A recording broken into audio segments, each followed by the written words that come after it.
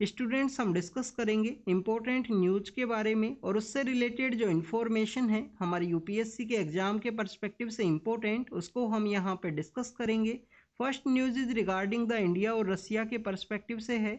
Students recently जो Russian army है उनके द्वारा इंडियन ओरिजिन के कुछ पर्सनस है उनका जो रिक्रूटमेंट है वो कैरी आउट किया गया था।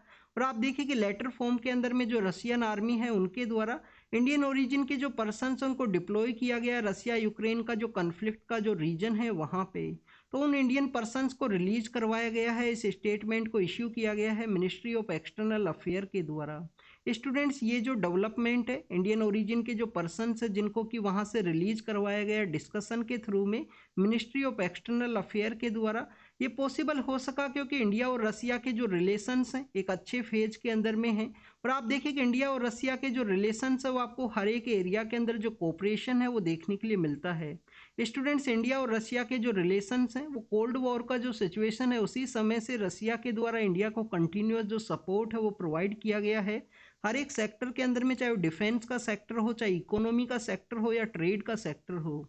अगर हम डिफेंस के सेक्टर के बारे में डिस्कस करें जो रिसेंट डेवलपमेंट है इंडिया और रसिया के रिलेशन के पर्सपेक्टिव से, तो आप देखिए कि S-400 जो आपको एयर डिफेंस सिस्टम है वो आपको देखने के लिए मिलता है। तो उसके रिगार्डिंग में जो डील है वो भी इंडिया और रसिया के द्वारा किया गया। ब्रह्मोस मिसाइल जिसके बारे में हम रीड करते हैं जिसको कि DRDO के द्वारा डेवलप किया गया है।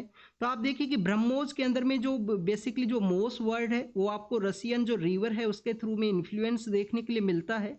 और ब्रह्म जो वर्ड है जो बेसिकली आपका हमारा जो ब्रह्मपुत्र रिवर है उसको यहाँ पे शो किया गया है ब्रह्मोस मिसाइल के अंदर में। तो ये बेसिकली जो मोस रिवर है वो कौन सा रिवर है, कंप्लीट उसका नेम क्या है जो रसिया के अंदर सिचुएटेड है, उसके बारे में आप कमेंट सेक्शन के अंदर बताना, ये आपका होमवर्क है। इसके अलावा स्टूडेंट्स अगर हम ट्रेड के पर्सपेक्टिव से डिस्कस करें तो आप देखिए कि रसिया के अंदर में जो रो डायमंड है वो रो डायमंड का जो एक्सप्लोरेशन है वो आपको देखने के लिए मिलता है। डायमंड वहाँ से निकाला जाता है जो ईस्टर्न पार्ट है रसिया का, उसके अंदर में बेसिकली जो माइंस है वो आपको देखने के लिए मिलती हैं। और इंडिया के अंदर में जो डायमंड का जो कटिंग एंड पॉलिशिंग है वो आपको देखने के लिए मिलेगा। इंडिया के अंदर में जो गुजरात का जो सदर्न पार्ट है वहाँ पे सूरत नाम का जो सिटी है वो सिचुएटेड है। आप देखिए कि सूरत सिटी जो काफ़ी ज़्यादा फेमस है डायमंड का जो पॉलिशिंग है जो कटिंग वर्क है उसके रिगार्डिंग में। तो रसिया से इंडिया के द्वारा जो डायमंड है उसको इम्पोर्ट किया जाता है और उसका कटिंग एंड पॉलिशिंग के बाद में उसका जो एक्सपोर्ट है अदर कंट्रीज़ के अंदर में आपको देखने के लिए मिलता है। रिसेंटली जो G7 कंट्रीज है उनके द्वारा जो रसियन जो डायमंड है उसके रिगार्डिंग में कुछ बैन है वो भी लगाया गया था।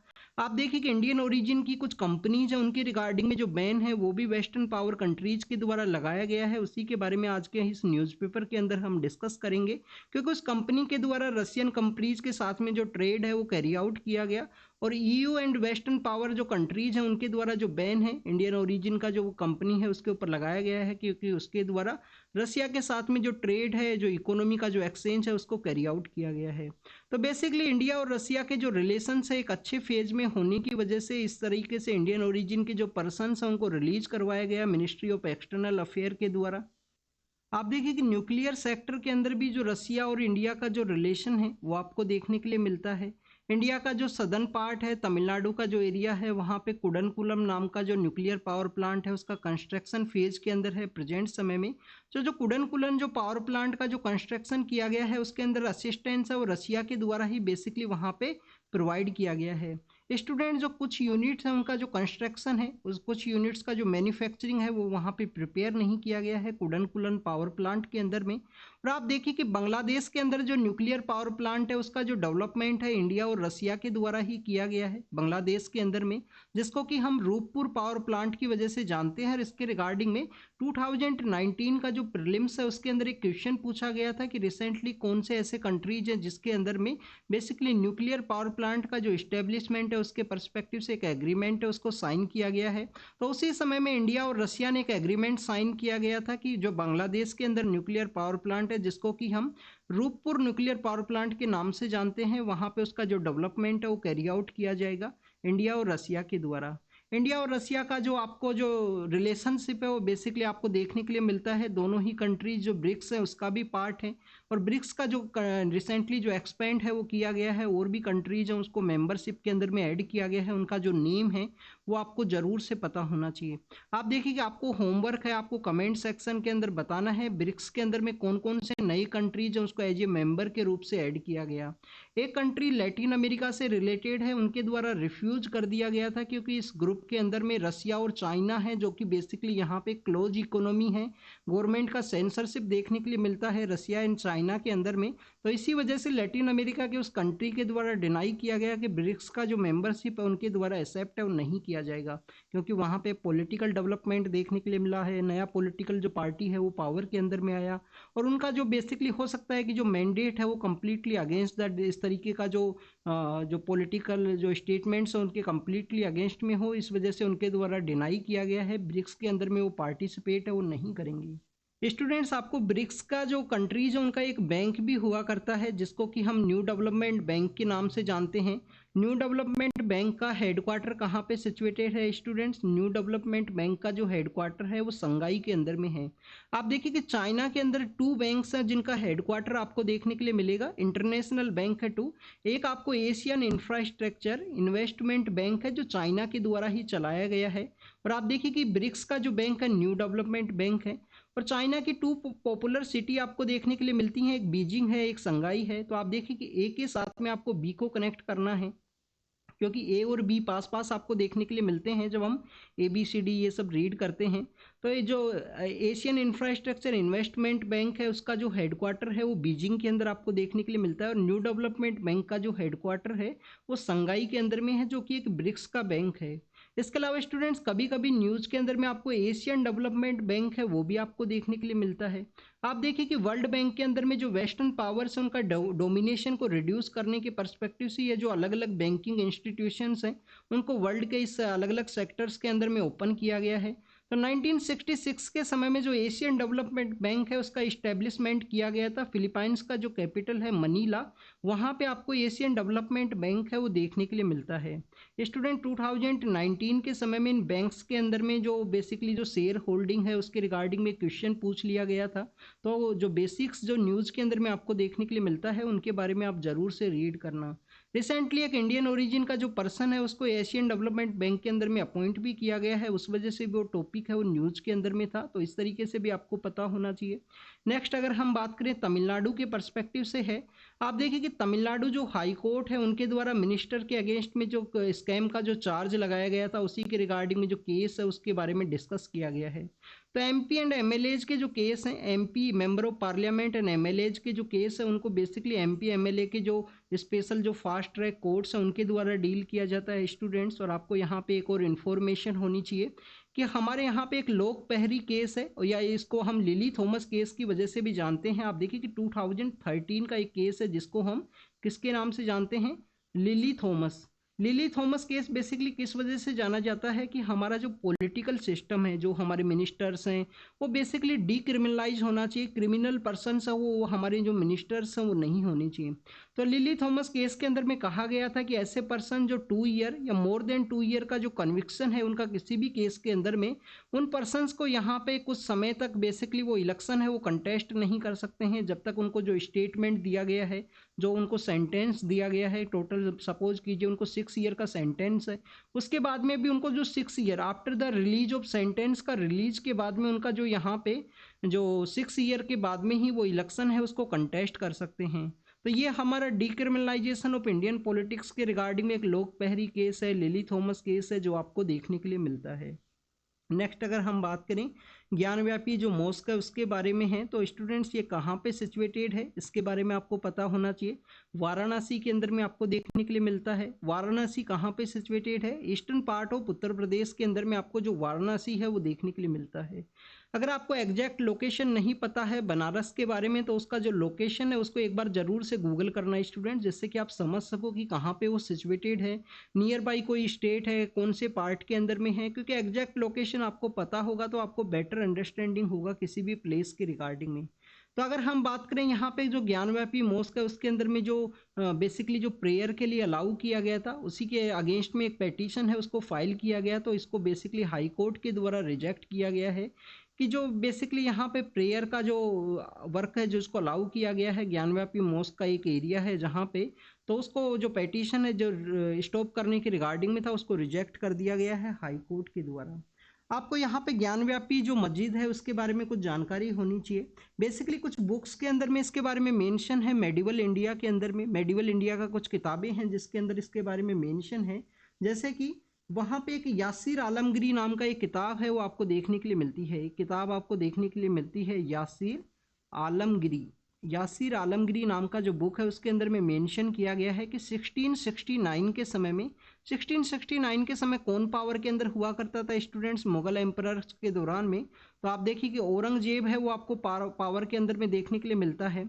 तो औरंगजेब के द्वारा बेसिकली उस समय में ऑर्डर दिया गया था कि वहाँ पे जो टेम्पल है उस पार्ट को डिस्ट्रॉय कीजिए और यहाँ पे जो मॉस्क है उसका कंस्ट्रक्शन को आप कैरी आउट कीजिए।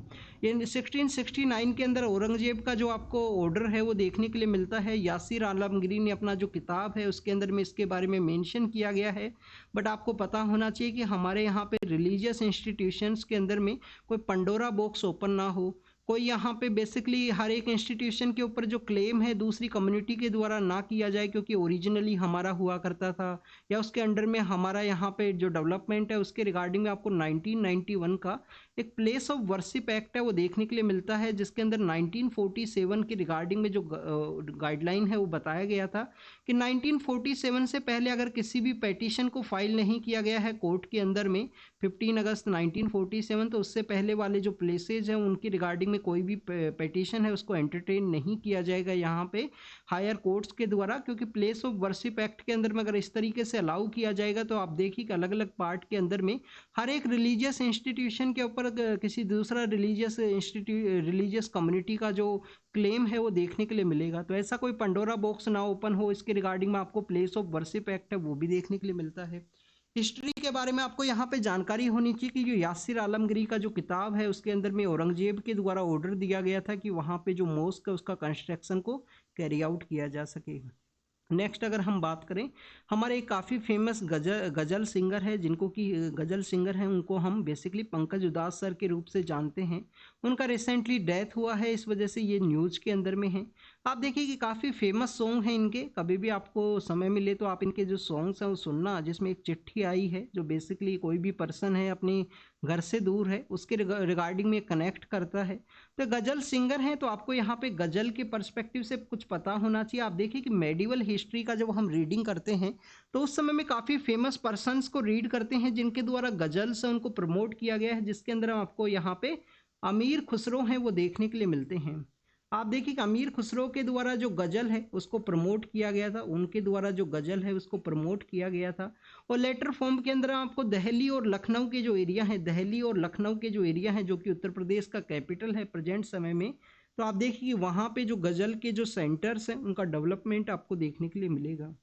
नेक्स्ट अगर हम डिस्कस करें स्टूडेंट्स इसरो के पर्सपेक्टिव से है, आप देखिए कि हमारे जो पीएम सर हैं उनके द्वारा इसरो का 3 जो फैसिलिटीज़ हैं उनको ओपन किया जाएगा, उनको इनोग्रेट किया जाएगा। तो इनके बारे में आपको कुछ बेसिक इन्फॉर्मेशन पता होनी चाहिए। पीएम सर के द्वारा एक तो गगनयान है, गगनयान मिशन जो हमारा 2025 के लिए जाने वाला है, स्पेस के अंदर जो ह्यूमन है उसको सेंड किया जाएगा। तो जो एस्ट्रोनॉइट्स जो पर्सनस हैं, आप देखिए कि हमने रसिया के बारे में रीड किया था, तो रसिया के द्वारा ही उन एस्ट्रोनॉट्स को बेसिकली यहाँ पे जो पर्सन्स हैं उनको यहाँ पे जो ट्रेनिंग है वो दिया गया है, तो उनका जो नेम है वो भी रिलीज किया जाएगा पीएम सर के द्वारा। गगनयान मिशन को इनके द्वारा रिव्यू भी किया जाएगा कि कितना वहाँ पे प्रोग्रेस हुआ, कौन कौन से एरियाज़ के अंदर में जो वर्क है उसको कैरी आउट किया जाने वाला है। इसके अलावा स्टूडेंट्स यहाँ पे पीएम सर के द्वारा जो महेंद्रगिरी हमारा जो हिली एरिया है जो ईस्टर्न घाट के अंदर आपको देखने के लिए मिलता है, स्टूडेंट्स आपके लिए यहाँ पे एक होमवर्क है। होमवर्क आपके लिए ये है कि हमने महेंद्रगिरी के बारे में यहाँ पे रीड किया, तो आपको हाईएस्ट पीक है वो बताना है। हाईएस्ट पीक आपको बताना है कि हमारे यहाँ पे जो वेस्टर्न घाट है उसका हाईएस्ट पीक कौन सा है, और ईस्टर्न घाट जो आपको लिटिल बिट डिसकंटिन्यूस आपको देखने के लिए मिलता है, लोअर हाइट आपको देखने के लिए मिलेगा उन माउंटेन रेंजेज का। तो जो हमारा ईस्टर्न घाट है उसका हाईएस्ट जो माउंटेन है, हाईएस्ट पीक है वो कितना है, कौन सा है, क्या उसको हम महेंद्रगिरी का नाम की वजह से ही जानते हैं। तो महेंद्रगिरी का जो एरिया है वहाँ पे एक बेसिकली जो फैसिलिटी है उसको ओपन किया जाएगा, जो यहाँ पे आपको बेसिकली देखिए कि स्टूडेंट्स वो आपको ट्राइसोनिक विंड टनल का जो PSLV के लॉन्च के परस्पेक्टिव से इम्पोर्टेंट है वो आपको देखने के लिए मिलता है। इंटीग्रेटेड एक इंजन स्टेट जो टेस्ट फैसिलिटी है क्रायोजेनिक इंजन के परस्पेक्टिव से, उसका भी यहाँ पे जो इनोग्रेशन है वो PM सर के द्वारा किया जाएगा इसरो के रिगार्डिंग में। तो स्टूडेंट्स ये PM सर का इसरो के वहाँ पे विजिट के परस्पेक्टिव से है, कौन कौन से एरिया के अंदर उनका जो डेवलपमेंट है, जो इनोग्रेशन है, नई फैसिलिटीज़ के बारे में उनके परस्पेक्टिव से है। हमारे जो मिनिस्टर ऑफ एक्सटर्नल अफेयर हैं उनके द्वारा कहा गया है कि इंडिया के जो फॉरेन पॉलिसी है उसके पर्सपेक्टिव से कि इंडिया ने जो आत्मनिर्भरता, जो सेल्फ सफिशिएंसी को अचीव करने का जो टारगेट लिया है वो काफ़ी सही है। इसी वजह से इंडिया का जो अप्रोच है अलग अलग एरियाज़ के अंदर में आपको देखने के लिए मिलता है। तो उसी के पर्सपेक्टिव से एक मेमोरियल लेक्चर को डिलीवर करते हुए इंडियन फॉरेन पॉलिसी का जो यहाँ पे डेवलपमेंट है उसके पर्सपेक्टिव से इनके द्वारा कहा गया है कि सेल्फ सफिशिएंसी को अचीव करने की वजह से, किसी दूसरे कंट्री के ऊपर डिपेंड ना होने की वजह से यहाँ पे इंडिया का जो इमेज है उसके अंदर भी चेंज आया है। ग्लोबल ऑर्डर के अंदर में, ग्लोबल ऑर्डर्स के अंदर में इंडिया को अप्रोच किया जाता है एज ए यहाँ पे एक इंटरलोक्यूटर के रूप से, या आप देखिए कि पीस के इस्टेब्लिशमेंट के रिगार्डिंग में। स्टूडेंट जब हमने इंडिपेंडेंस को अचीव किया था तो उस समय से ही आप देखिए कि कोरियन वॉर जो है, जो कोरियन वॉर है उसके अंदर में इंडिया का एक इम्पोर्टेंट रोल आपको देखने के लिए मिलता है कि कोरियन जो पेनिनसुला के अंदर जो वॉर का सिचुएशन क्रिएट हुआ वहाँ पे भी इंडिया का जो पीस है उसके इस्टेब्लिशमेंट के रिगार्डिंग में एक रोल है। तो हर एक समय में इंडिया का एक इम्पोर्टेंट रोल देखने के लिए मिला है। इंडिया का जो फॉरेन पॉलिसी है किसी कंट्री के इन्फ्लुएंस के अंदर में नहीं है, इसी वजह से इंडिया का इस तरीके का जो ग्लोबल इमेज है वो आपको देखने के लिए मिलता है। आप देखिएगा अर्लियर फेज के अंदर में जो हमारा एग्रीकल्चर सेक्टर है वो PL 480 नाम का जो स्कीम है उसके ऊपर डिपेंड हुआ करता था, क्योंकि एग्रीकल्चर सेक्टर के अंदर हमारा जो सेल्फ सफिशिएंसी है वो नहीं हुआ करता था स्टूडेंट्स, और उस तरीके से इंडिया को काफ़ी मिसट्रीट किया जाता था उस एरा के अंदर में। उसके बाद में आप देखिए कि MS स्वामीनाथन का जो लीडरशिप है 1966-67 के समय में हमारी गवर्नमेंट के द्वारा बेसिकली ग्रीन रिवॉल्यूशन है उसको स्टार्ट किया गया। हमारे जो फार्मर कम्युनिटीज़ हैं उनको उस समय में कुछ सब्सिडीज़ हैं वो प्रोवाइड किया गया। हाई यील्ड वेराइटी के जो सीड्स हैं वो उनको फ्री वे में प्रोवाइड किए गए थे, जिससे कि यहाँ पे एग्रीकल्चर सेक्टर का जो सेल्फ सफिशिएंसी है उसको हम अचीव कर सकें। और स्टूडेंट्स उसी के रिगार्डिंग में आपको देखने के लिए मिलता है, सेल्फ सफिशिएंसी के पर्सपेक्टिव से हम इसको डिस्कस कर रहे हैं। तो आप देखिए उसी के रिगार्डिंग में आपको देखने के लिए मिलता है जब कोविड-19 का आउटब्रेक हुआ तो उस समय में इंडियन गवर्नमेंट के द्वारा जो हमारे पुअर पर्सनस हैं उनको यहाँ पे प्रधानमंत्री गरीब कल्याण योजना के थ्रू में जो राशन है वो प्रोवाइड किया गया, जो फूड ग्रेन्स है वो प्रोवाइड किए गए। आप देखिए कि काफ़ी सारे जो हमारे नाइबर कंट्री हैं, जो फ्रेंडली कंट्रीज है, वहाँ पे भी कोई क्राइसिस का सिचुएशन होता है फूड के सेक्टर के पर्सपेक्टिव से, तो इंडिया के द्वारा जो वीट्स हैं, जो राइस है, उनको सप्लाई किया जाता है एज ए फ्रेंडली जेस्चर के रूप से। तो ये हमारा जो फॉरेन पॉलिसी के अंदर जो सेल्फ सफिशिएंसी का जो प्रोस्पेक्टस है उसके पर्सपेक्टिव से हमने यहाँ पे डिस्कस किया है।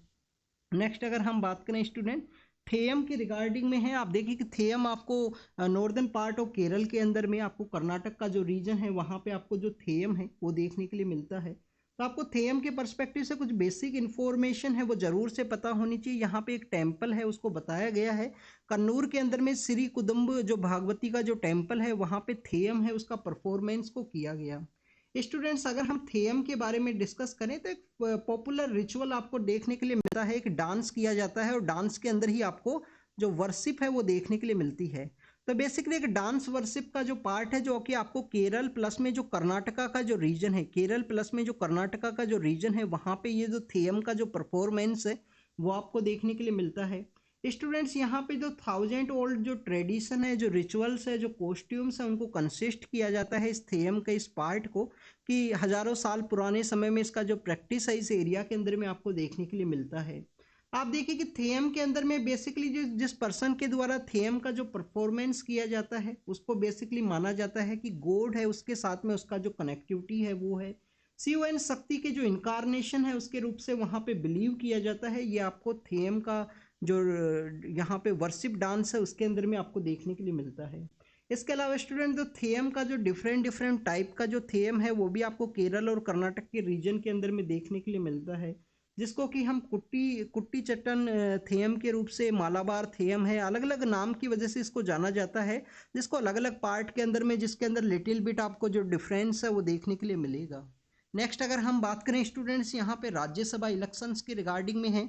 आप देखिए कि जो राज्यसभा की जो इलेक्शन है, राज्यसभा एक कंटिन्यूअस हाउस है, ये कभी भी आपको जो डिजोल्व प्रोसेस है वो नहीं देखने के लिए मिलेगा। जैसे कि आप देखिए कि लोकसभा के अंदर में अब इलेक्शंस कंडक्ट होंगे तो उसको डिजोल्व कर दिया जाएगा, उसके फ्रेश इलेक्शंस है वो कंडक्ट होंगे। बट राज्यसभा के कुछ मेंबर्स हैं वो रिटायर होंगे एवरी 2 ईयर के बेसिस पे, कुछ मेंबर्स हैं वो यहाँ पे रिटायर होंगे। बट ये आपको यहाँ पे पता होना चाहिए कि अर्लियर फेज के अंदर में किस तरीके से डिसाइड किया गया था। जब सबसे पहले राज्यसभा को कॉन्स्टिट्यूट किया गया था, एक ड्रॉ का जो कॉन्सेप्ट है, एक ड्रोवल वहाँ पे निकाला गया, उसी के कॉन्सेप्ट पे कुछ पर्सन्स को रिटायर किया गया और फिर से उनका इलेक्शंस है उसको कंडक्ट करवाया गया। इनिशियल फेज के अंदर में ऐसा जो कॉन्सेप्ट है वो आपको देखने के लिए मिलता है राज्यसभा के अंदर में। तो कुछ स्टेट्स हैं जहाँ पे राज्यसभा के इलेक्शंस होंगे, मैक्सिमम कुछ जगह पे जो इलेक्शंस है वो डायरेक्टली निर्विरोध जो होता है अनअपोज कैंडिडेट के रूप में काफ़ी सारे जो पर्सन्स है वो इलेक्ट हो गए हैं। आपको बेसिक यहाँ पे कुछ आर्टिकल्स पता होना चाहिए। आर्टिकल 4 है, आर्टिकल 4 और आर्टिकल 80 आपको देखने के लिए मिलता है राज्यसभा के रिगार्डिंग में, राज्यसभा के इलेक्शन के परस्पेक्टिव से। आर्टिकल 4 के अंदर तो यहाँ पे बताया गया है कि आप देखिए कि हमारे जो स्टेट्स हैं उनका राज्यसभा का लिस्ट बताया गया है, किस स्टेट के अंदर राज्यसभा का कितना सीट होगा। जैसे कि हम उत्तर प्रदेश के बारे में रीड करें तो आपको 31 देखने के लिए मिलती हैं। हरियाणा के बारे में बात करें वहाँ पे आपको 5 सीट देखने के लिए मिलती हैं।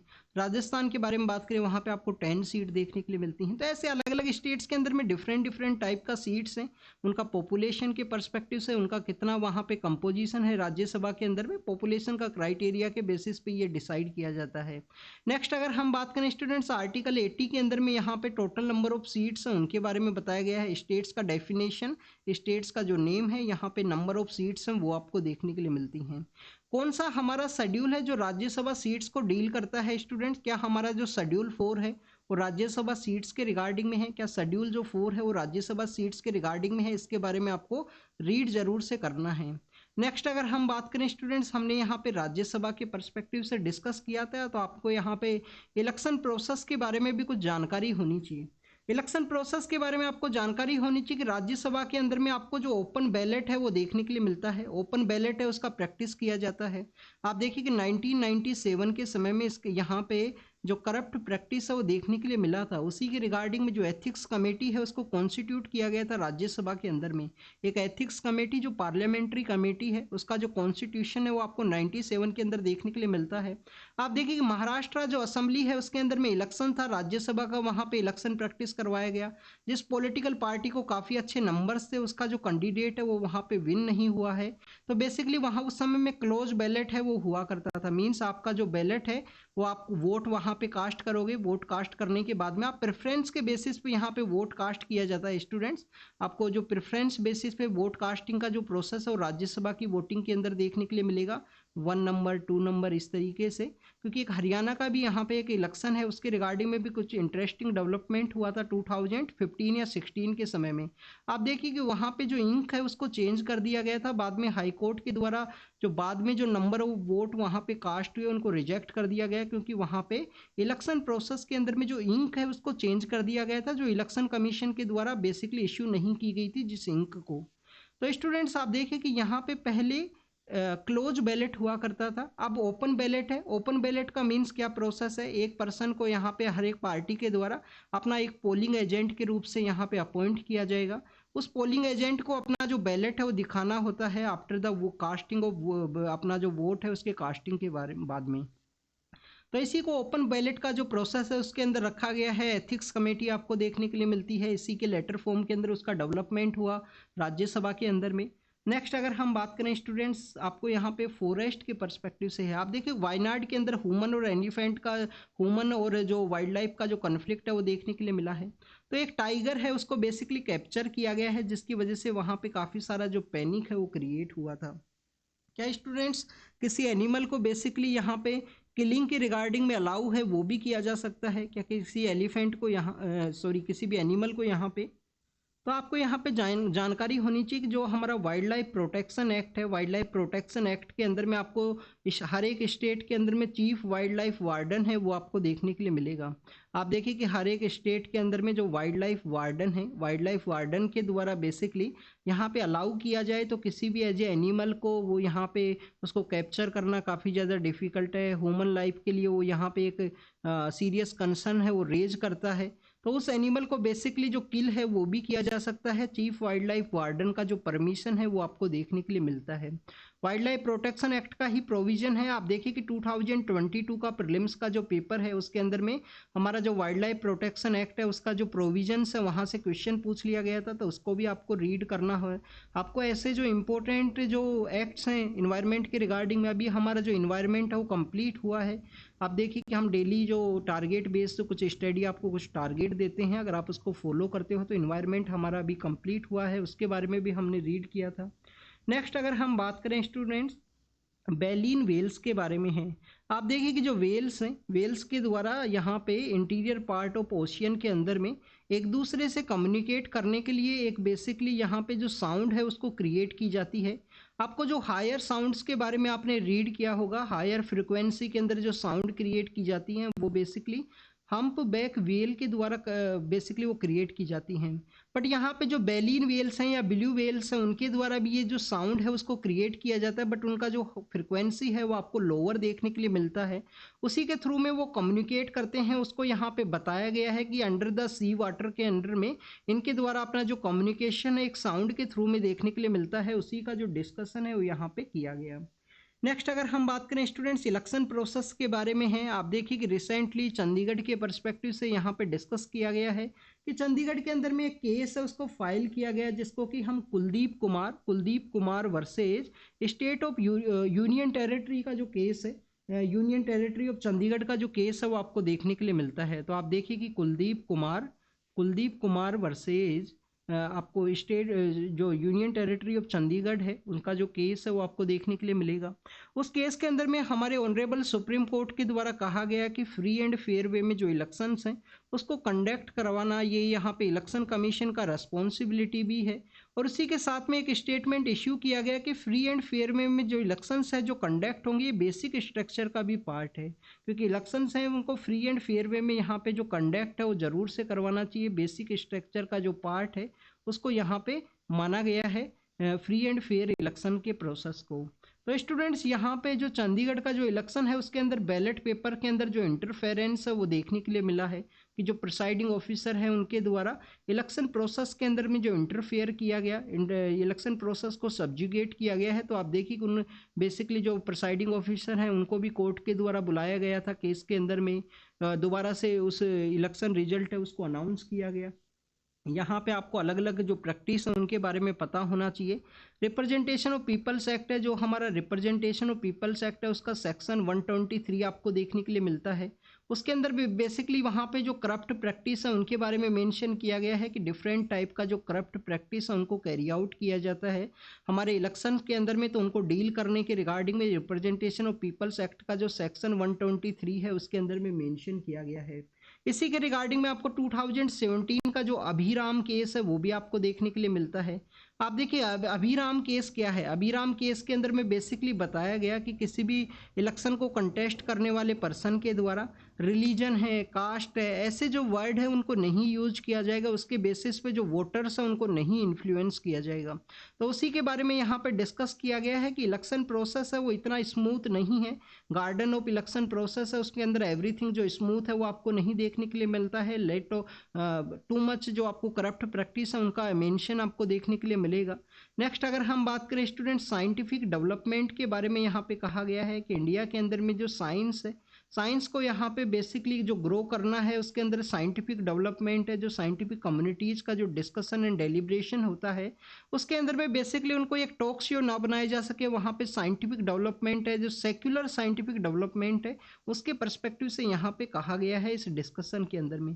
एग्जाम के पर्पज से कुछ मेंशन नहीं किया गया, तो आप यहाँ पे फंडामेंटल ड्यूटी के बारे में देख लेना। फंडामेंटल ड्यूटी में जो 51A है आर्टिकल, उसके अंदर में साइंटिफिक टेम्पर के डेवलपमेंट के बारे में डिस्कस किया गया है एक फंडामेंटल ड्यूटी के अंदर में, तो उसके बारे में आपको पता होना चाहिए। नेक्स्ट अगर हम बात करें स्टूडेंट्स लैंड मैनेजमेंट के बारे में है कि ज़मीन का मैनेजमेंट करना काफ़ी ज़्यादा ज़रूरी है। आप देखिए कि जो ज़मीन है वो एक सेंट्रल पार्ट आपको देखने के लिए मिलता है।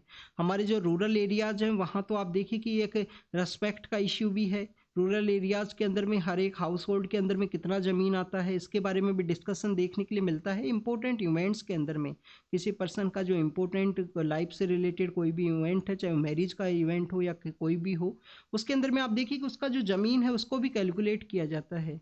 तो लैंड आपको एंटायर बेसिकली जो कंप्लीट जो डेवलपमेंट है उसका जो मेन पिलर है वो देखने के लिए मिलता है हमारे सोसाइटी के अंदर में। Central pillar of our society है, चाहे सोशियो इकोनॉमिक डेवलपमेंट हो, चाहे यहाँ पे सोशल के अलावा आप देखिए कि हमारा कोई इंफ्रास्ट्रक्चर डेवलपमेंट हो, सर्विस का डेवलपमेंट हो, कल्चरल सर्विस हो, हर एक एरिया के अंदर में आपको जो ज़मीन का जो डेवलपमेंट है, ज़मीन का जो सेंट्रल पार्ट है वो देखने के लिए मिलता है। इंडिया का रिस्पॉन्सिबिलिटी है कि ज़मीन को यहाँ पे बेटर वे में मैनेज किया जा सके। आप देखिए इसका जो मैनेजमेंट है, इसके डिस्ट्रीब्यूशन तो हमारा सोशल का पार्ट है, लैंड का जो डिस्ट्रीब्यूशन है वो हमारे सोशल का पार्ट है, बट लैंड मैनेजमेंट का जो पॉलिसी है वो हमारा इन्वायरमेंट या क्लाइमेट चेंज के पर्सपेक्टिव से एक इम्पोर्टेंट टॉपिक है। क्योंकि आप देखिए कि जो लैंड का जो डिस्ट्रीब्यूशन है, ज़मीन का जो डिस्ट्रीब्यूशन है, उनकी रिगार्डिंग में हमारे जो विनोबा भावे हैं, विनोबा भावे एक पॉलिटिकल लीडर हुआ करते थे, उनके द्वारा जो लैंड का जो दान किया गया था, लैंड डोनेशन के बारे में डिस्कस किया गया था, जिसको कि हम भूदान आंदोलन की वजह से जानते हैं। भूदान आंदोलन उनके द्वारा चलाया गया, आप देखिए कि हमारे इंडिपेंडेंस के समय में, और उसके बाद में आपको ग्रामदान भूदान नाम के जो आंदोलन है वो देखने के लिए मिलते हैं लैंड सेक्टर के पर्सपेक्टिव से। क्योंकि हमारे काफ़ी सारे ऐसे पर्सन्स हैं, काफ़ी सारे विलेज एरिया के अंदर में आपको सोसाइटी में ऐसे पर्सन्स देखने के लिए मिलेंगे जिनके पास में 2 हेक्टेयर लैंड है, जो मिनिमम एक लैंड का जो रिक्वायरमेंट है वो नहीं है।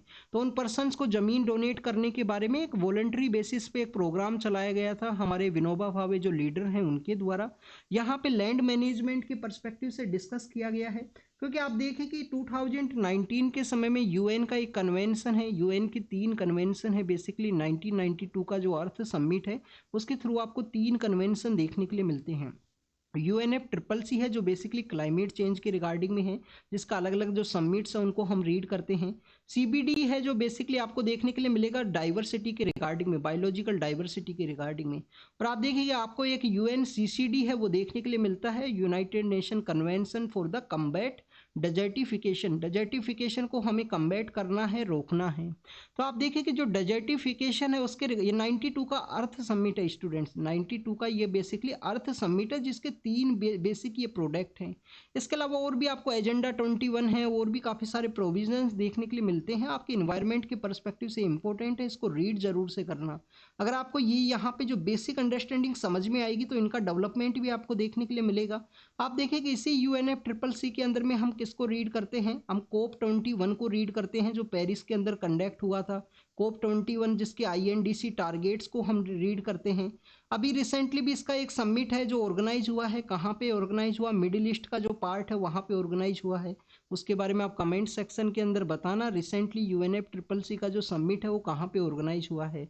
CBD का जो समिट है वो भी आपको देखने के लिए मिलता है जो बायोलॉजिकल डाइवर्सिटी के पर्सपेक्टिव से है। इसका अलग अलग रिपोर्ट्स भी आती हैं, बायोलॉजिकल डाइवर्सिटी आउटलुक रिपोर्ट है वो आपको देखने के लिए मिलती हैं। और CCD बेसिकली डेजर्टिफिकेशन को रोकने के रिगार्डिंग में है। CCD डेजर्टिफिकेशन को किस तरीके से हम यहाँ पे रोक सकते हैं। तो स्टूडेंट्स यहाँ पे कहा गया है कि जो ज़मीन है उसका लॉस होता है, समय समय पे जो ज़मीन है उसका लॉस देखने के लिए मिलता है। तो उसी के रिगार्डिंग में यहाँ पे बताया गया कि 6 ट्रिलियन का जो लॉस है वो देखने के लिए मिला है इकोनॉमी को। ये UNCCD का जो मीटिंग है वो ऑर्गेनाइज हुआ था 2019 के अंदर न्यू दिल्ली के अंदर में। वहाँ पे इसका जो डिस्कशन है उसको किया गया था न्यू दिल्ली के अंदर में, कि बेसिकली जो $6 ट्रिलियन का जो लॉस हुआ है उसको रिकवर करना है हमको, लैंड मैनेजमेंट पॉलिसी है उसके इम्प्लीमेंट के थ्रू में।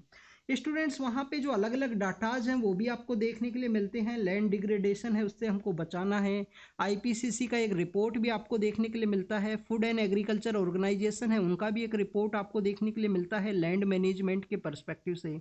तो उन सभी रिपोर्ट्स के द्वारा यही कहा गया है कि लैंड का जो न्यूट्रलिटी है, लैंड डिग्रेडेशन न्यूट्रलिटी मीन्स हमको लैंड का जो डिग्रेडेशन जो होता है, जो लॉस जो होता है उसका न्यूट्रलिटी अचीव करना है, उसका जो लॉस है उसको स्टॉप करना है।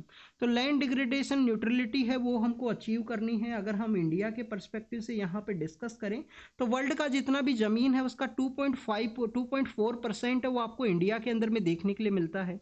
इंडिया के अंदर में इतना जो ज़मीन है, वर्ल्ड का जो टोटल ज़मीन है उसका 2.4% है वो इंडिया के अंडर में है।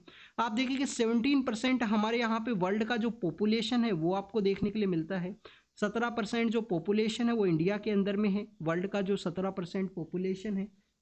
अगर हम इस 2.4% ज़मीन है जो लैंड का जो पार्ट है उसको अगर हम यहाँ पे एनालाइज करें तो आप देखिए कि 55% जो ज़मीन है वो एरेबल लैंड है, उसको यहाँ पे कल्टीवेट किया जाता है एग्रीकल्चर सेक्टर के अंदर में, 55% ज़मीन है। 30% जो ज़मीन है वो यहाँ पे डिग्रेडेड आपको देखने के लिए मिलती है, 30% जो ज़मीन है वो आपको यहाँ पे डिग्रेडेड देखने के लिए मिलती है। और आप देखिए कि 22% जो ज़मीन है वो बेसिकली आपको देखने के लिए मिलेगा यहाँ पे हमारा जो फॉरेस्ट एरियाज है उसके अंदर में उसको कवर किया गया है। तो बेसिकली यहाँ पे यूके का जो मॉडल है उसके इम्प्लीमेंटेशन के बारे में बात किया गया है कि जो ज़मीन है उसका सस्टेनेबल डेवलपमेंट हो, इंडियन गवर्नमेंट को यूके का जो मॉडल है उस तरीके से एक मॉडल को यहाँ पे इम्प्लीमेंट किया जा सके। इसी के अंदर में स्टूडेंट्स हमारे यहाँ पे जो डिस्ट्रिक्ट लेवल के ऊपर जो लैंड का जो प्लानिंग है उसके बारे में भी यहाँ पे एक आर्टिकल को डिस्कस किया गया है, जिसको कि हम आर्टिकल 243 ZD के रूप से जानते हैं। ZD का जो आर्टिकल है जो डिस्ट्रिक्ट प्लानिंग के पर्सपेक्टिव से है, तो लैंड मैनेजमेंट का जो पॉलिसी है ग्रास रूट लेवल पे जो यहाँ पे प्लानिंग किया जाता है डिस्ट्रिक्ट प्लानिंग के अंडर में, आर्टिकल 243 ZD के अंडर में, तो आप देखिए कि यहाँ पे सस्टेनेबल डेवलपमेंट के बारे में डिस्कस किया गया यूके के मॉडल के पर्सपेक्टिव से। होती रिबेलियंस के द्वारा रेड सी के अंदर अटैक किया गया जो इजराइल हमास का जो कॉन्फ्लिक्ट है उसके बाद में, तो आप देखिए कि स्वेज कैनाल का जो रीजन है जो रेड सी से जो इजिप्ट का जो इकोनॉमी कंप्लीट डिपेंड है स्वेज कैनाल के ऊपर में, वहाँ पे जो कंटिन्यूस ट्रेड है वो डिक्लाइन हुआ है, उसी के बारे में कुछ डाटाज हैं उसको यहाँ पे डिस्कस किया गया है। पनामा का जो एरिया है वहाँ पे भी जो यहाँ पे जो ट्रेड है उसके डिक्लाइन के बारे में डिस्कस किया गया है कि पनामा जो स्ट्रेट का जो एरिया है, पनामा जो कैनाल का एरिया है वहाँ पे भी जो ट्रेड है वो डिक्लाइन देखने के लिए मिला है। और आप देखिए कि होती रिबेलियंस का जो डोमिनेशन का एरिया कहाँ है स्टूडेंट्स, यमन के अंदर आपको देखने के लिए मिलता है। यमन के अंदर इनका डोमिनेशन एरिया है और इनके द्वारा जो अटैक है वो कैरी आउट किया गया है स्वेज कैनाल के एरिया के अंदर में, रेड सी के अंदर में, जिसकी वजह से ट्रेड डिक्लाइन हुआ। ट्रंप एंड नाटो के बारे में है, आप देखिए कि ट्रंप के द्वारा अपना यहाँ पे एक स्टेटमेंट इश्यू किया गया कि नाटो के अंदर में एक डिस्कस किया गया था। नाटो क्या है students? North Atlantic Treaty Organization. North Atlantic Treaty Organization के द्वारा एक डिस्कस किया गया था, 1949 के समय इसका इस्टेब्लिशमेंट किया गया। यूएस का लीडरशिप के अंदर इसका इस्टेब्लिशमेंट आपको देखने के लिए मिलता है। Attack on one equal to the attack on all. अगर नाटो के एक भी कंट्री के ऊपर अटैक होगा तो सभी कंट्रीज के द्वारा नाटो की जो फोर्सेज है उनके द्वारा उसको डिफेंड किया जाता है।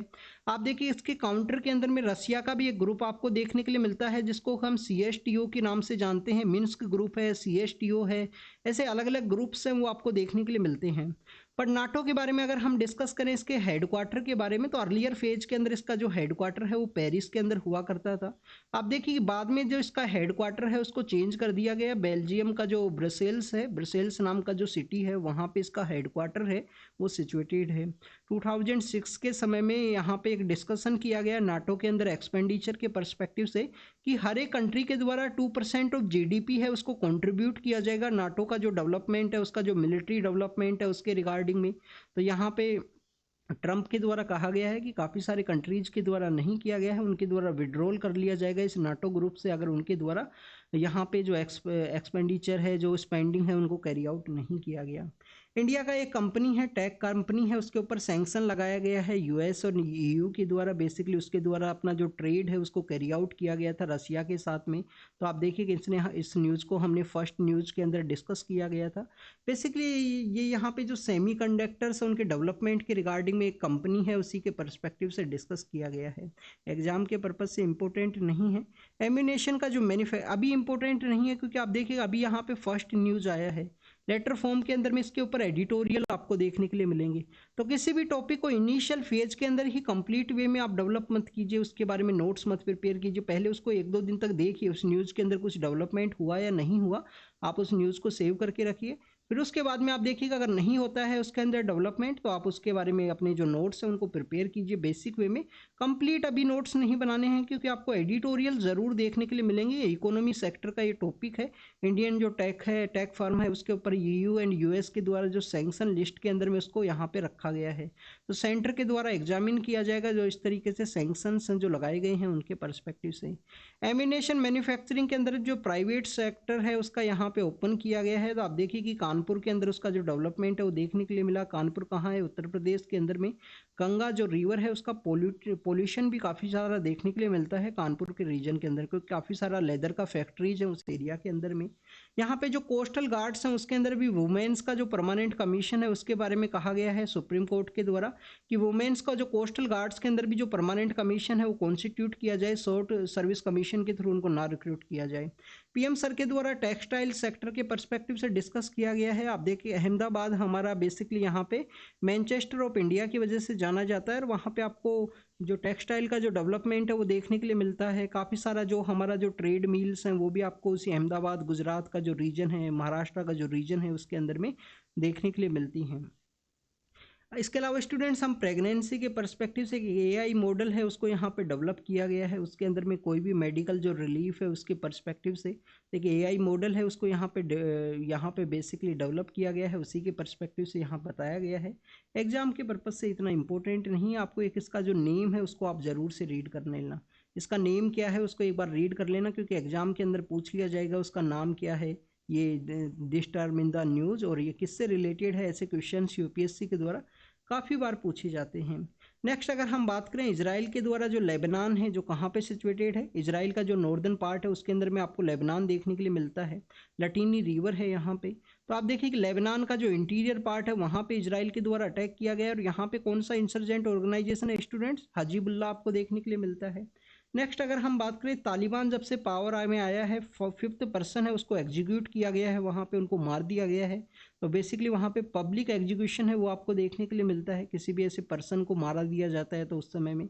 नेक्स्ट अगर हम बात करें स्टूडेंट्स हंगरी के पर्सपेक्टिव से है, एग्जाम के पर्पज़ से इंपॉर्टेंट नहीं है। इसके अलावा एग्जाम के पर्पज़ से इंपॉर्टेंट जो न्यूज़ है वो आप देखिए कि पंजाब के अंदर में जो न्यू सीएम वो पावर के अंदर में आई है पाकिस्तान के पंजाब के अंदर में एग्जाम के पर्पज़ से, तो ये भी इंपॉर्टेंट नहीं है। गाजा का जो फार साउथ का जो रीजन है वहाँ पे इवोकेशन का जो प्रोसेस है उसको स्टार्ट किया गया है इजराइल के द्वारा, तो उसके बारे में यहाँ पे डिस्कस किया गया है। गाजा का जो फार साउथ का जो रीजन है जो राफा बॉर्डर का एरिया है वहाँ पे। इसके अलावा स्टूडेंट्स नाटो के अंदर में जो मेंबरशिप लिया गया था स्वीडन के द्वारा, आप देखिए कि स्वीडन एक नया मेंबर जुड़ा था नाटो के अंदर में। तो स्वीडन का जो मेंबरशिप है उसको हंगरी नाम का जो कंट्री है उसके द्वारा यहाँ पे अप्रूवल किया गया है पार्लियामेंट के थ्रू में। इटली बेसिकली इटली का जो सदर्न पार्ट है वो मेडिटेरियन सी के साथ अपना एरिया शेयर करता है। लास्ट ईयर वहाँ पे एक बोट है उसका कोलैप्स हुआ था और उसके अंदर में कुछ लोगों का डेथ हुआ था, उसी की रिगार्डिंग में लोगों के द्वारा 1 ईयर आफ्टर वहाँ पे जो प्रेयर्स हैं उनको कैरी आउट किया गया है। यूक्रेन का अपना आर्मी है उनको विड्रॉल कर लिया गया है, उनके द्वारा बैक किया गया है। बेसिकली अवेदिका नाम का जो गांव है, अवेदिका नाम का जो विलेज है उसके आसपास एरियाज के अंदर में। तो आप देखिए कि यूक्रेन के द्वारा अपना जो फोर्सेज है वो बैक किया गया है, उसी के बारे में यहाँ पे डिस्कस किया गया। This is all the information related to the today's newspaper. आप इसको रीड कीजिए, रिवाइज कीजिए और जो भी इंपॉर्टेंट इन्फॉर्मेशन आपको मिला हो उसको नोट डाउन कीजिए। Thank you students, thank you very much.